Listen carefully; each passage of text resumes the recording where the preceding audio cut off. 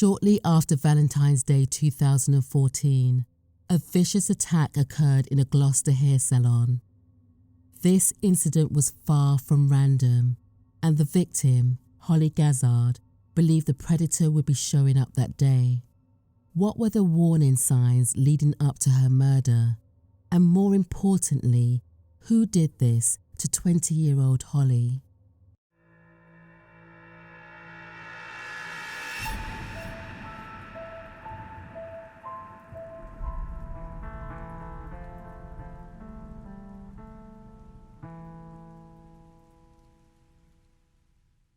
Hollie Rebecca Gazzard was born on the 24th of July, 1993. She lived in Gloucester with her parents Amanda and Nick Gazzard and her younger sister Chloe. Those who knew Hollie described her as a bubbly, chatty young woman who could light up a room.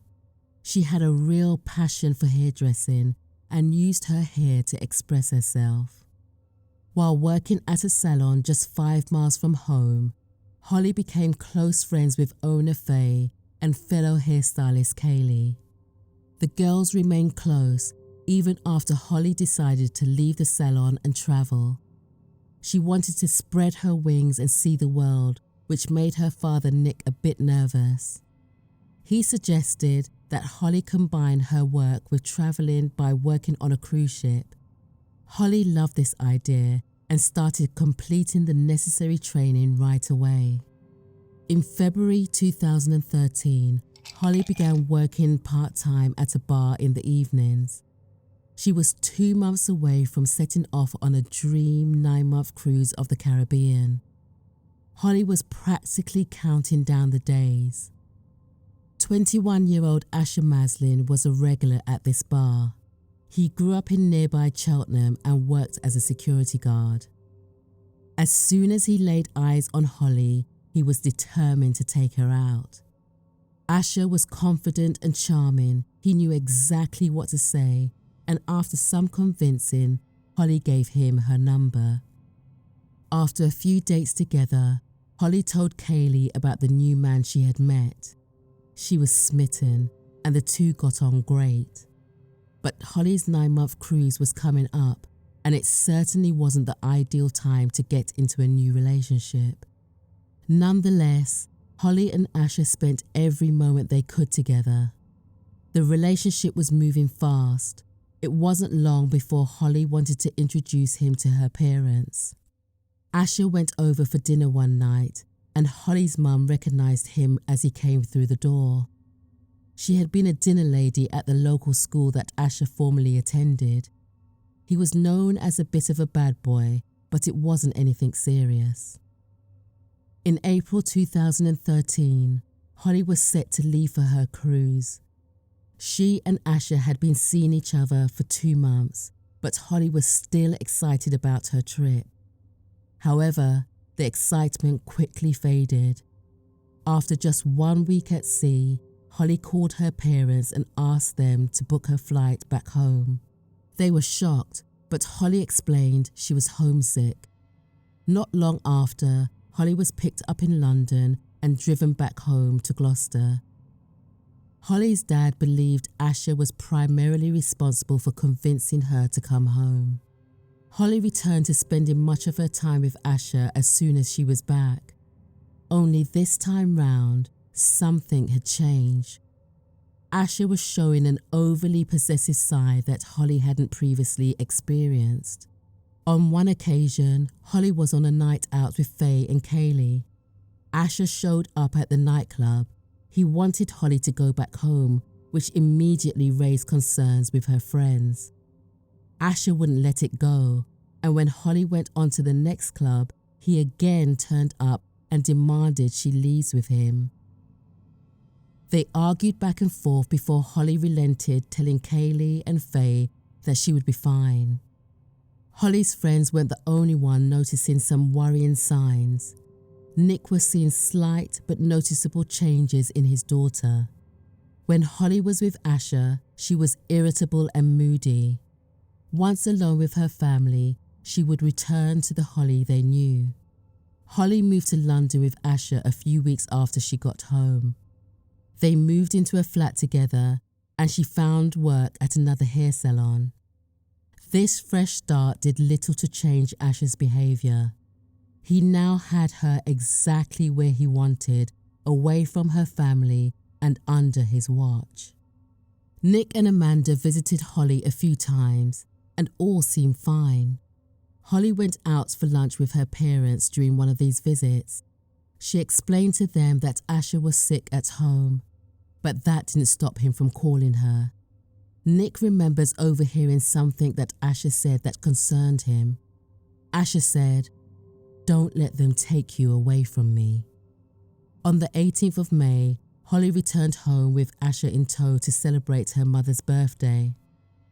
During the dinner, it was apparent that Asher was drunk. This previously charming, confident persona he had put on when he first met Nick and Amanda had slipped entirely. Asher was condescending to Hollie, snapping his fingers at her, berating her and acting aggressively towards other diners. When he walked outside, Hollie's parents spoke to her about his behaviour, asking her if everything was okay. Hollie said she was fine, blaming Asher's behaviour on him having one too many drinks. Nick told his daughter not to hesitate to ask for any help should she need it. She assured him she was fine and headed back to London with Asher. A few months came and went, and Hollie was still in a relationship with Asher. In August, the Notting Hill Carnival took place. Hollie went with Asher and other friends and family. The pair ended up getting separated. Asher started phoning Hollie repeatedly to track her down. When Asher couldn't reach Hollie, his anger levels began to rise. When he did find her, Asher pushed Hollie to the ground. Hollie had only been gone for 5 minutes. She had taken his nephew to the bathroom, yet this was Asher's response. His behaviour shook Hollie, and she called her father the following day asking him to pick her up. Without hesitation, Nick brought his daughter home. It was now September, and Hollie's life was slowly returning to normal. She quickly found another job at Fringe Benefits and La Bella Beauty, owned by Sean Preslack. Hollie was returning to her old self, but it wasn't long before Asher pushed himself back into her life. He moved back in with his mum and got Hollie talking to him again. Hollie loved Asher and couldn't bring herself to leave him for good. Their relationship followed the pattern that is so common in domestic cases. Asher would push Hollie too far and she would break things off. He would then return on his best behaviour, apologising and spoiling Hollie with gifts to show her how sorry he was. Hollie had no breathing room with Asher. He wanted to know where she was every second of the day and would often arrive at her work when they were closing up for the day. When Asher wasn't with her, he would constantly call and message Hollie. She kept this to herself, her family later explaining they felt Hollie didn't want to stress them out and that she believed she could handle the situation herself. Around Christmas time 2013, Hollie became noticeably withdrawn. She and Asher had been together for 10 months at this point. Their relationship had been anything but smooth sailing, and Hollie explained to her father that she didn't want to be with Asher anymore. Nick offered to accompany Hollie when she broke up with Asher, but Hollie told him it was okay and she could handle it. Over the next 2 months, Hollie tried to break things off with Asher on multiple occasions, but he wouldn't allow her to. By February 2014, Hollie had had enough. She would end things with Asher for good so she could get on with her life. Hollie told her dad she had planned to take Asher to a public place to tell him she was done. This ended up happening on Valentine's Day. Hollie met Asher at a local restaurant and expressed her desire to be done with the relationship. Despite being in public, Asher got aggressive yelling at Hollie and telling her that she had a cold heart. Asher followed Hollie to her car and jumped inside, grabbing her bank card and leaving for the nearest ATM, where he withdrew £300 from her account. Then the threat started.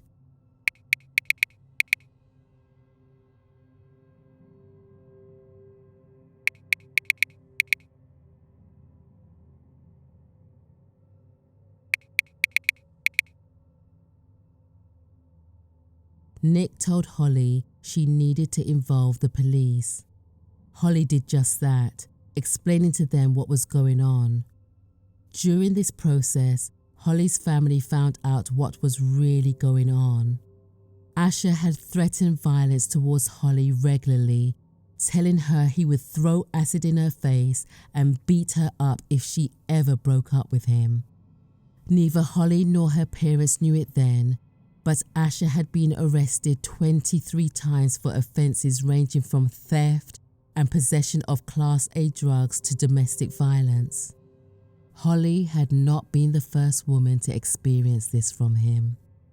The authorities responded promptly to Hollie's story, and on the 16th of February, they had a warrant for his arrest for his harassment of Hollie. The threats didn't stop from Asher.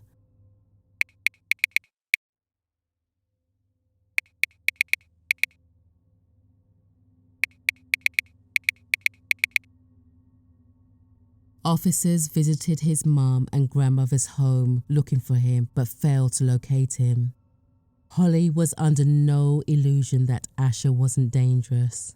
She fully expected him to show up at her work and even spoke to Sean about what to do if he did.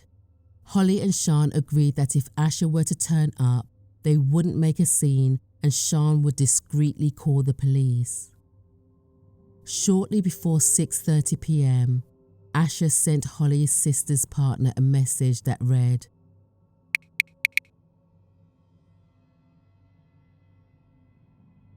Asher, now in Gloucester Town Centre, is in a shop arguing with staff.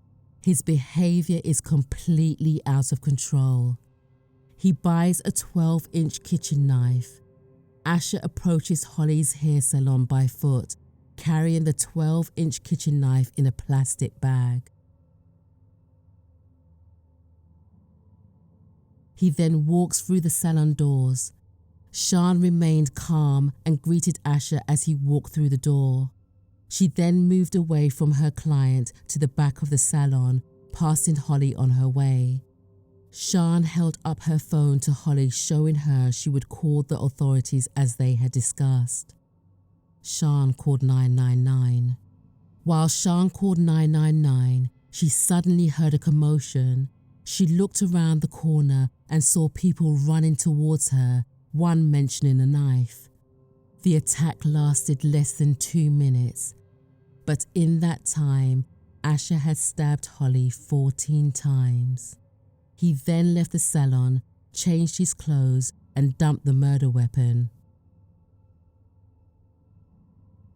Hollie was rushed to Gloucestershire Royal Hospital. Sadly, it was too late. Hollie's injuries were too severe. She was pronounced dead on arrival. Asher was now on the run. Hollie's family received the devastating news right before they were taken to a safe house and kept under armed guard.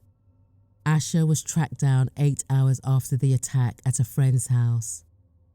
On the 16th of July 2014, Asher Maslin appeared in court. He pleaded guilty to the murder of Hollie Gazzard, but showed not an ounce of remorse. He was combative and made a point of making eye contact with Hollie's friends and family. He was sentenced to life in prison. When he stood up to leave the court, Asher had a big smirk on his face.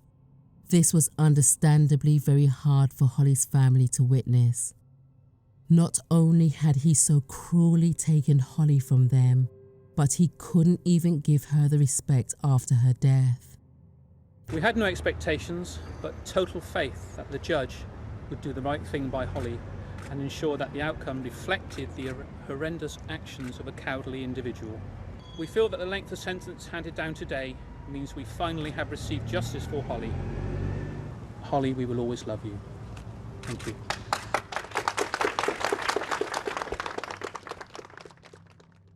The family wanted to create something that would honor Hollie's memory and prevent others from going through what she had.